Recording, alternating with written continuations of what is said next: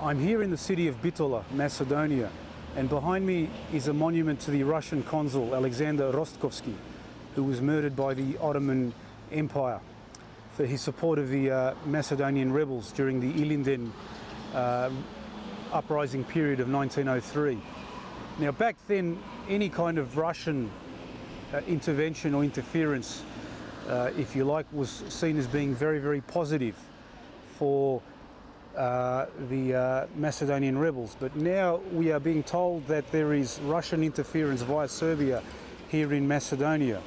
And because of this fear of Russia, Macedonia has to get into NATO as quickly as possible. And if that means changing its name, changing its identity. There are no protests outside the Russian embassy. There are no protests outside the Serb embassy over this so-called interference. In fact, the only interference I can see, is American interference. I mean, we have the United States through various programs supporting people of Serb background, people like, say, Borjan Jovanovski, Pavle Bogojevski, Branimir Jovanovic, who deliberately attack so-called Macedonian nationalism, but they never protest or demonstrate outside the Serb embassy in Skopje over rising Serbian nationalism or Serbian interference. They don't protest outside the Russian embassy. They don't protest outside or in front of Albanian nationalist monuments. I mean, during the colour revolution last year, no paintballs were thrown by the colour revolutionaries at Albanian nationalist monuments. It just seems that only Macedonian monuments were attacked.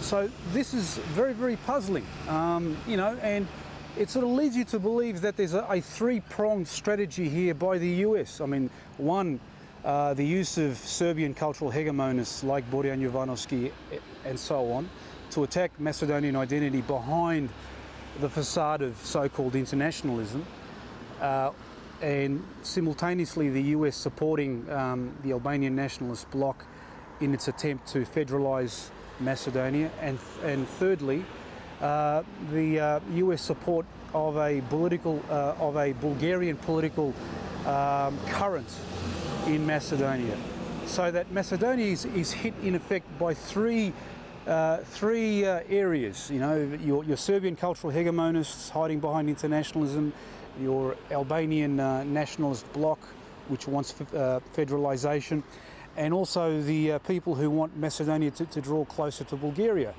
So the consequences are that Macedonia is pulled and pushed in so many directions that the country implodes, so that there are no fingerprints of any kind of foreign intervention. Now, you would think that these people who attack so-called Macedonian nationalism, who sort of fear it, would protest outside the Serb embassy in Skopje or even outside Albanian nationalist monuments. But, nothing's happening. I mean, they've disappeared. I mean, their silence is absolutely incredible, and it tells you that there is some kind of political hidden agenda.